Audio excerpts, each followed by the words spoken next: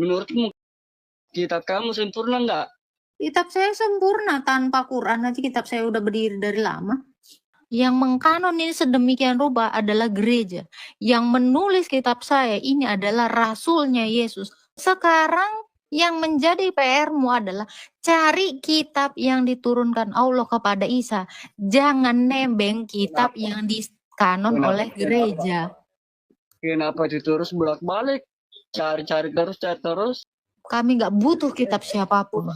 Al-Quran pun tidak butuh juga kitabmu. Coba kau cari nama istri Adam kalau ada di sini di kitab kau. Kau cari kata sunat di sini pun sampai pingsan kau nggak akan ada. Jangan kau nyontek dari kitab kami, Ji. Amit-amit lah kalau mau nyontek juga. Oke, di mana ada perintah sunat di sini? Kau cari. 20 tahun ku tungguin kau. Live aku 20 tahun nungguin itu. Ih serius. Sampai tua aku di sini nungguin. Kalau kau ketemu kan di sini ada sunat. Jawaban Manoh Agata untuk seorang Muslim. Kitab kami sempurna. Tidak butuh kitabmu, tetapi kitabmu yang butuh kitab kami. Mari kita simak debat seru, lucu, dan menarik mereka berikut ini. Sekarang aku tanya sama kamu. Menurutmu kitab kamu sempurna nggak? Kitab saya sempurna, tanpa Quran aja kitab saya udah berdiri dari lama. Itu kitab kamu buatan siapa? Buatan gereja. Buatan gereja. Iya. Emang kamu kira siapa Allah kamu menurunkan? Kitab saya itu nggak ada hubungannya sama Allah kau. Yang bikin ini adalah gereja. Yang mengkanon ini sedemikian rupa adalah gereja. Yang menulis kitab saya ini adalah rasulnya Yesus. Gak ada hubungannya dengan Allah, Muji. Kamu kira kitab saya ini butuh kali kitab kau? Nggak butuh kami. Orang Kristen itu udah berdiri lama. Bahkan sebelum ada kalian itu. Jadi jangan kalian kepedean, jangan nebeng-nebeng sama kitab kami. Saya sudah katakan, ini kitab kami yang buat gereja. Dengarkan saya. Kamu kalau beriman kepada kitab-kitab sebelumnya, kau cari kitab-kitabnya yang mana. Jangan kau nebeng kitabnya orang Kristen. Karena Tuhan kita beda. Sekarang aku tanya. Di mana masa pertama kali Yesus menyebarkan agamanya? Bukan urusanmu itu. Ya aku tanya.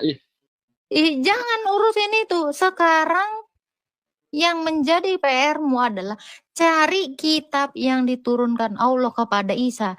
Jangan nebeng kitab yang dikanon oleh gereja. Kenapa terus bolak-balik? Cari-cari terus. Ya, kalian ini selama ini tahu nggak sih kalian dibohongi? Kalian menyempurnakan kitab kami. Sejak kapan? Makanya keluar pertanyaan dari mulutmu. Memangnya kitabmu udah sempurna? Sempurna kau bilang. Kau kira kami butuh Quran di sini? Nggak butuh. Kami nggak butuh kitab siapapun. Al-Quran pun tidak butuh juga kitabmu. Coba kau cari nama istri Adam kalau ada di sini di kitab kau. Kau cari istri Ibrahim. Kau cari istri Musa kalau ada di sini. Salah jawaban dia. Nah, kau cari di sini. Kau bilang sempurna. Coba kau cari di sini ada nama Hawa. Kata sunat itu di situ ada nggak? Kau cari kata sunat di sini pun sampai pingsan kau nggak akan ada. Jangan kau nyontek dari kitab kami, Ji.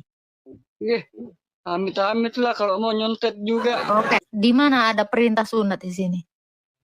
Dari semua kitab-kitab itu. Jangan. Mana kitabnya? Kitab apa yang kau punya selain ini? Hah? Emang kau punya kitab apa? Al-Quran. Iya, di mana di sini kata sunat? Kau cari. 20 tahun ku tungguin kau. Live aku 20 tahun nungguin itu.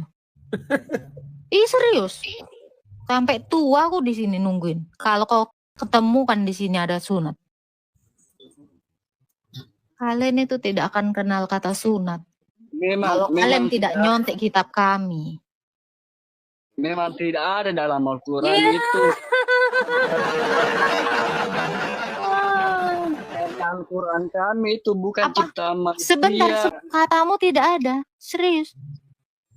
Kalau tidak ada, terus di mana sempurnanya?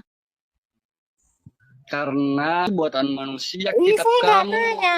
Terus ini di mana sempurnanya kalau sunat aja nggak ada di sini? Di mana ada kata sunat? Sempurnanya di mana? Nyambung nggak sih, Prof? Nggak nyambung. Ngomong apa sih? Nggak nyambung. Udah saya bilang kalian stop mengklaim kitab kami ini diturunkan Allahmu. Gak ada sangkutannya di sini. Allahmu di sini belum ada, Ji. Hilang kau kan? Kabur kau.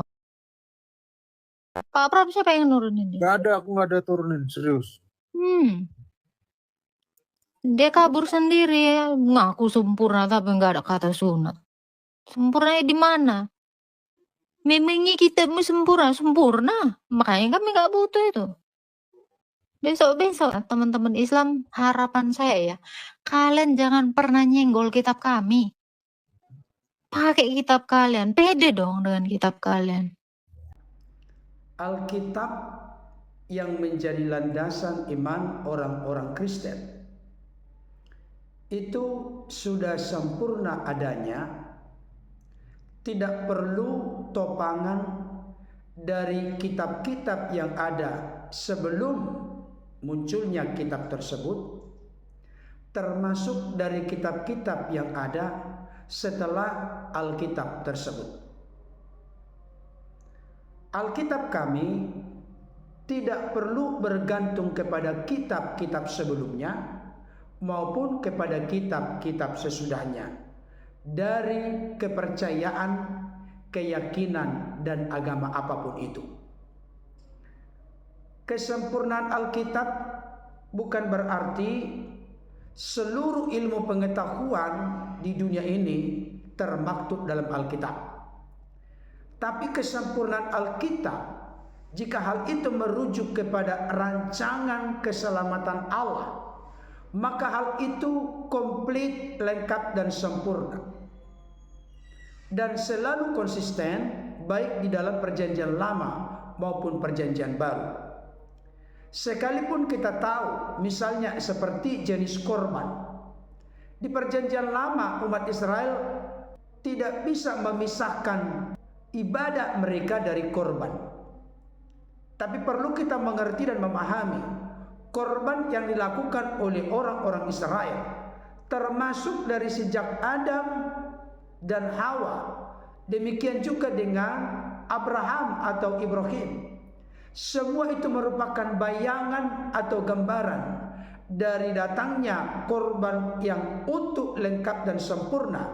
Dan puncak penggenapan dari korban itu ada dengan kehadiran Sang Firman yang telah turun mengenakan tubuh kemanusiaan, namanya Yesus Kristus.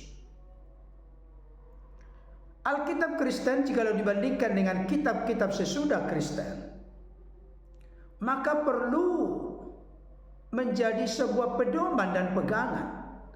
Oleh karena lebih utuh, komplit, dan lebih lengkap. Sebagai contoh, di dalam Alkitab jelas terlihat bahwa nama istri Adam itu adalah Hawa. Kejadian 3 ayat 20. Manusia itu memberi nama Hawa kepada istrinya, sebab dialah yang menjadi ibu semua yang hidup. Secara eksplisit, jelas, terang benderang dituliskan bahwa istri Adam itu adalah Hawa. Kejadian 11 ayat 29. Abram dan Nahor kedua-duanya kawin. Nama istri Abram ialah Sarai dan nama istri Nahor ialah Milka, anak Haran, ayah Milka dan Iska. Istri Abram yang kemudian namanya berubah menjadi Abraham adalah Sarai, yang mana nama Sarai akhirnya berubah menjadi Sarah. jelas dituliskan di Alkitab bahwa istri Abraham adalah Sarai atau Sarah. Demikian juga dengan istri Musa. Keluaran 2 ayat 21. Musa bersedia tinggal di rumah itu, lalu diberikan Reuel lah Zipora anaknya kepada Musa. Jadi istri dari Musa itu adalah Zipora. Itu lengkap tertulis. Tidak mungkin Allah kelupaan. Jadi kalau ada klaim di dalam periode sesudahnya tidak ada istri Adam, tidak disebutkan istri Abraham, dan tidak dituliskan istri dari Musa. Ya, kalau ingin tahu, ingin mengerti, ingin paham siapa istri Adam, istri Abraham, istri Musa, ya harus bergantung informasinya dari Alkitab Kristen serta Alkitab Yahudi. Saudara dikasihi Tuhan, terkait dengan sunat pun secara eksplisit dinyatakan di dalam Alkitab. Itu jelas terlihat di dalam Kejadian 17 ayat 10 sampai 12. Inilah perjanjianku yang harus kamu pegang, perjanjian antara aku dan kamu serta keturunanmu, yaitu setiap laki-laki di antara kamu harus disunat, haruslah dikerat kulit katanmu, dan itulah akan menjadi tanda perjanjian antara aku dan kamu. Anak yang berumur 8 hari haruslah disunat, yakni setiap laki-laki di antara kamu, turun-temurun, baik yang lahir di rumahmu maupun yang dibeli dengan uang dari salah seorang asing, tetapi tidak termasuk keturunanmu. Sunat yang dilakukan oleh Abraham adalah tanda ikatan perjanjian antara Allah dengan Abraham. Dan jangan lupa, yang disunat itu hanya laki-laki berumur 8 hari. Anak perempuan tidak pernah dalam Alkitab diinformasikan ikut serta disunat. Hanya anak laki-laki umur 8 hari baru disunat. Yesus pun dalam keadaannya sebagai manusia disunat pada hari ke-8. Karena membuktikan penggenapan nubuatan Yesaya bahwa seorang anak darah akan melahirkan seorang anak laki-laki. Saudara dikasih oleh Tuhan, barangkali ada yang bertanya, kalau nabi-nabi di perjanjian lama disunat, bahkan Yesus Kristus sendiri disunat, kenapa orang-orang Kristen tidak disunat? Jawabannya terlihat di dalam Galatia 5 ayat yang ke-6. Sebab bagi orang-orang yang ada di dalam Kristus Yesus, hal bersunat atau tidak bersunat tidak mempunyai sesuatu arti. Hanya iman yang bekerja oleh kasih. Bahkan di dalam Kolose pasal 2 ayat 11 sampai 12 ditegaskan, dalam Dia, maksudnya dalam Kristus, kamu telah disunat, bukan dengan sunat yang dilakukan oleh manusia, tetapi dengan sunat Kristus yang terdiri dari penanggalan akan tubuh yang berdosa. Karena dengan Dia kamu dikuburkan dalam baptisan, dan di dalam Dia kamu turut dibangkitkan juga oleh kepercayaanmu kepada kerja kuasa Allah yang telah membangkitkan Dia dari orang mati. Jadi orang Kristen juga mengikuti sunat, tapi tidak lagi sedangkal pengertian sunat kulit katan, tapi sunat Kristus. Apa itu sunat Kristus? Adalah sunat yang terdiri dari penanggalan akan tubuh yang berdosa. 2 Korintus 5 ayat 17 berkata, siapa yang ada dalam Kristus, ia adalah ciptaan baru.